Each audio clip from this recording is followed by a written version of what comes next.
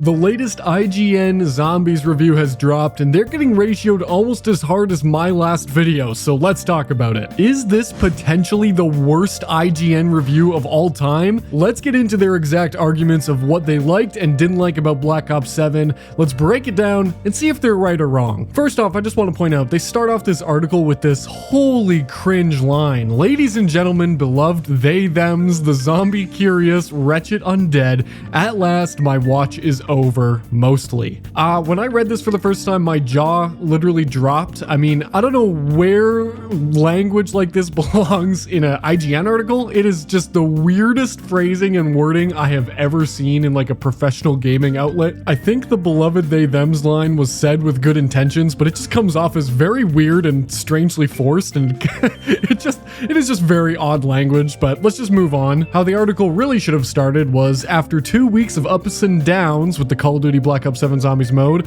my feelings are mixed. Could have just started it there. I think this version has all things that make zombies good. A clearly designed questline, a cool map, the joy and despondence of the mystery box, and Call of Duty's constantly fun gunplay.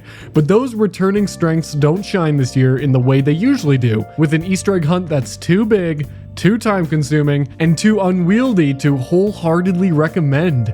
It's not bad per se, but it can be frustrating in a way that might make you bow out early, and that's lousy. So the first paragraph of any review is incredibly important. It really sets the scene of how this guy feels about the game, and it seems like he likes the game, with his biggest criticism oddly being the Easter egg, which actually to me is my biggest highlight of this map. Like, despite the modern systems, despite not many changes since Black Ops 6 and all of that, I think what this map actually does get right is the Easter egg quest and the initial hunt. That was some of the most fun in zombies I've had in such a long time, and honestly I'm really surprised to see that this guy really didn't like it. So let's get into the article and see exactly why. He says that it's too big, too time consuming, and too unwieldy to wholeheartedly recommend. I don't really get what he means by unwieldy. In fact, all the steps are quite straightforward. Like, if you look at some Easter eggs in Black Ops 3, 4, and even in Cold War, now Cold War has easy Easter eggs, don't get me wrong, but there are certain steps in Cold War that, despite being easy, are incredibly janky and just super weird to complete. One that immediately comes to mind is something like the mimic capture step on Firebase Z. Yes, it's easy to understand, but actually really strange to complete, and half the time just doesn't make sense, or you end up killing the mimic, or something out of your control just stops you from completing that step. That is something I would describe as unwieldy. Or something in Black Ops 3, I'm picturing like Revelations, shooting rocks outside the map, or even a simple step like having to throw the little Arnies inside the holes in the giant Apothicon. Sure, it's straightforward and easy, but it's a very unwieldy step with all the zombies around you, and not being able to get max ammos super easily, so you might run out of little Arnies, or just not being able to get in the hole quickly or easily, so you just miss and it bounces out. That's an unwieldy step that, while straightforward, can be very annoying. I can't think of anything that's straight up unwieldy in this Easter egg. One thing that comes to mind is the driving step at the very end. I kind of initially thought that was unwieldy, but now that I understand how that step works better, where you just wait a minute before completing it, and once you know the actual route, it is super easy and very simple to complete every time without fail. So that's definitely not unwieldy per se. I would say pretty much every step of this Easter egg is honestly very straightforward once you know what you're doing. It's a perfect design of difficult to solve but easy to replicate, and I don't think they could do much better in the modern zombies system to create an Easter egg like this. If you guys find this Easter egg to be unwieldy or too time consuming in any way, let me know in the comments, because honestly I'm just not seeing it. What I think they're actually talking about is how long the hunt took to complete, which is odd for a review. I don't know why the length of the hunt is important for a map review. Like, do you think this IGN author actually took part in the Easter egg hunt? I highly doubt it. And even if they did, that really shouldn't matter for the overall review of the map. The only thing that should matter is the actual quest design. And if it's easy to replicate after the initial hunt, then I mean, the initial hunt really doesn't matter at all. In fact, a difficult and long hunt is awesome, and the community has said to Treyarch many times that we like this kind of design and for them to keep doing it. So I really hope they don't listen to this IGN article. Anyways, let's move on. The next thing is definitely the most telling, and why I think this author is actually so salty about this map, because they go on to say, I have a confession. I have not not beaten Black Ops 7's signature Ashes of the Damned map at the time of this writing, which means this guy reviewed the map without even beating the Easter egg at all, and then went as far as to say that this quest is bad because he can't complete it. I will say, I don't think it's completely 100% necessary for the author to have completed the Easter egg for him to review it. I think it's totally fair for them to have their own feelings about it and not have completed the boss fight because, hey, this boss fight is very difficult, and I think before the nerf, it definitely was a bit overtuned. I do think the initial reaction to the boss fight was a bit overdone. I mean, it's not insanely impossible. I mean, even in my first review, I said this boss fight needed a nerf badly, but upon recompletion of the egg and multiple completions of the boss fight afterwards, I felt that while it was overtuned and could use a slight nerf, I didn't want them to nerf it too bad because it was very fun and challenging. But some things like the fact that you can have a bear, the laser, and the missiles all hitting you at once just seemed completely unfair and literally unavoidable. The fact that the pods didn't regenerate at all, so you were just left with broken Tessie, was very lame. If I were to suggest a boss fight nerf, I would have said to delay the laser attack by just 5-ish seconds longer. That way it gives you just enough time to charge Tessie in order to hit it again and cancel its attack. As it stood before, the laser would be ready right before Tessie's boost was ready, which I thought was just way too close in timing and made it almost frame perfect in order to hit that attack right, which I think wasn't very fun. So I would have delayed the laser just slightly. And beyond that, I would have just allowed the pods to regenerate every once in a while. But other than that, I wouldn't have touched the boss. Just a slight laser nerf and a slight buff to the pod regeneration, and I think it would have been fine. Granted, I have not played it since the new nerf. I hear that it's a bit over nerfed, which does sadden me a bit, but at the end of the day, I think it's better for more people to be able to complete it if it's still kind of difficult than for it to just be impossible. We can leave the super impossible boss fights for the later DLCs.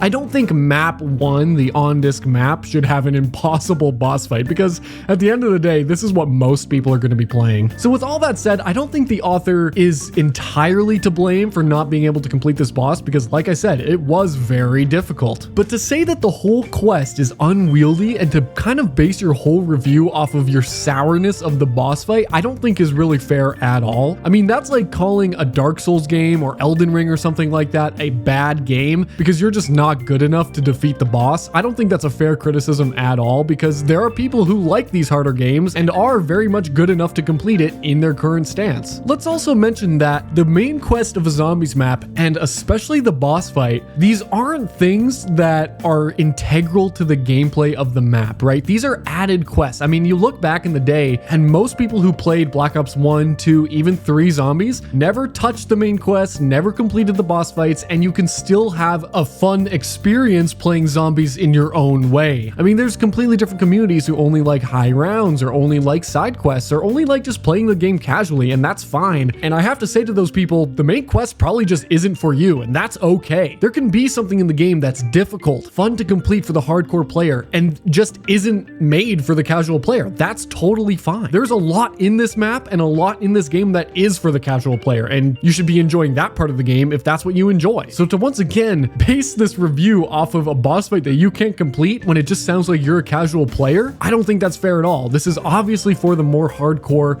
more dedicated player base, and you as a casual player should review the game based on that. You should review it on the casual aspects of the game, which in Black Ops 7 are very fun and very good, including curse mode. In the review, he says, "We always try to learn the map and discover the process for ourselves because that is how the average person will do it." And I just have to disagree. I mean, that has just never been the case. I think the only game where you can genuinely, without any guidance, figure out the whole quest is probably Cold War. But other than that, you're gonna be looking stuff up. You're gonna be going to outside sources to figure a lot of it out. I'm not saying you can't figure it all out yourself. You can. The steps are quite logical in this game, but let's be honest, most people are going to guides outside of the game. And Treyarch even acknowledges this. This is why directed mode exists. It's to guide the casual players. And to say that most players are going to try and figure this out for themselves, that's just not true. Every casual player who wants to complete the egg will go into directed mode, or if they're feeling more ambitious, they will look up a YouTube guide in order to complete it in normal mode. That is just how it's going to work. To say that casual players are going to be going in in blind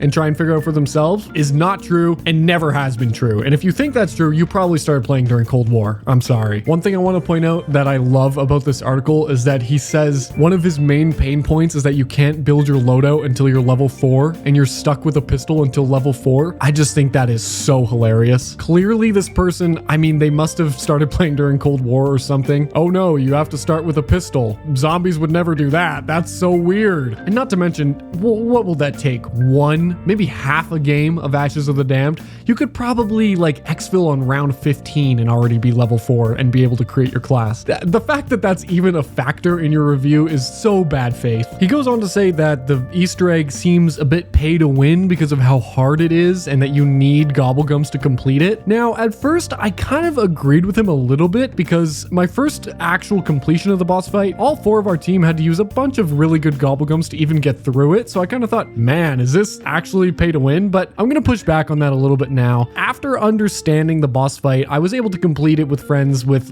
not many gobblegums used at all. And this was pre-nerf. So now post-nerf, I'm sure that it's honestly extremely doable without any gobblegums easily. And second of all, to call it pay to win, I think is a little far because it's not like Black Ops 3. In this game, the gobblegum earn rate is so high. I have not ever spent a dime on Black Ops 6 or Black Ops 7, and I have so many ultras and all of that stuff that I can just burn them. Is that really pay to win? I think if you're just a regular player of this game who plays pretty often, is an enjoyer of zombies, and is decently skilled, this egg is not hard, and you can use a bunch of gobblegums and not even feel bad about it because you earn a ton of them playing the game. But the last thing he says is something that really I find strange. He says, I think this map is too damn big. That is a very odd criticism because I actually feel the opposite way. I think this map is not that big at all. In fact, I feel like Treyarch kind of oversold how giant this map was. You know, they were always saying this is the biggest map ever, but most of the play space in this map is just unplayable fog connecting areas. And I mean, there's nothing really even to find or do in those areas. It's not like Transit, which has the whole prototype area or even the tunnel or the cabin. Like those things are playable in Transit where the denizens don't come at you and you can actually be there. There's parts to find there. But in Ashes of the Damned, there really isn't anything in those in-between areas. No playable space where the zombies aren't just totally spawning insanely coming at you. So honestly, I think this map is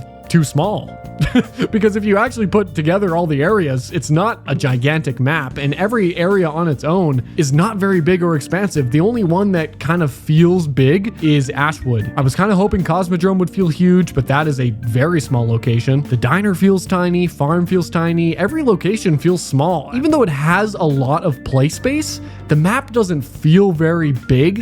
It actually feels like one of the smaller maps we've ever gotten, especially since the fast travels are so good on this map. Not saying it's a bad thing that it's small. I'm just saying it sure as hell ain't too big. He also mentions hating things like the combat axe and the Molotovs being locked behind higher levels in the crafting table. Therefore, you can't craft them for the Easter egg quickly. I think that's a really stupid argument. It would be a good argument if there weren't literally free ones lying around on the map. You just need to know where to find them. He even mentions this as a workaround to the steps, but his criticism still stands for some reason. I mean, leveling up and being able to skip those steps and being able to easily craft those items is a reward. That is literally rewarding you for your playtime in the game. Being a low enough level, well, you gotta go find the items in the map, which isn't hard. They are in very, very simple locations that anyone will find on their first playthrough if you're just even barely paying attention while exploring the map. So that is just a moot point. And then the last point he brings up is about playing with randoms, saying it's impossible to do the Easter egg playing with randoms. And to that I say, when has it ever been possible to do an Easter egg with randoms? The last time I did an Easter egg with randoms was probably, I don't know,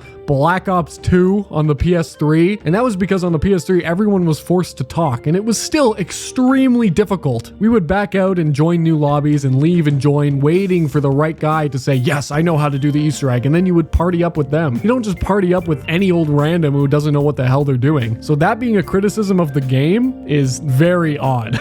Like, that makes no sense. Anyways, their final score after all that was a 6 out of 10. Wow. I mean, that is honestly kind of insane considering that Black Ops 7 is easily, without a doubt, the best zombies iteration we've had probably since Black Ops 4. And if you didn't like Black Ops 4, then it's probably the best since Black Ops 3. Keep in mind, they gave Black Ops 6 zombies an 8 out of 10. They even gave Cold War zombies a 7 out of 10. And to think that Black Ops 7 isn't a major improvement on Black Ops 6 and an astronomical, not even close comparison improvement over Cold War, to give it lower than both of those games is so absurd. And it seems like the reviewer here is honestly just salty that he couldn't complete the boss fight. But anyways, if you enjoyed this video, please leave a like and subscribe, and I will see you all very soon.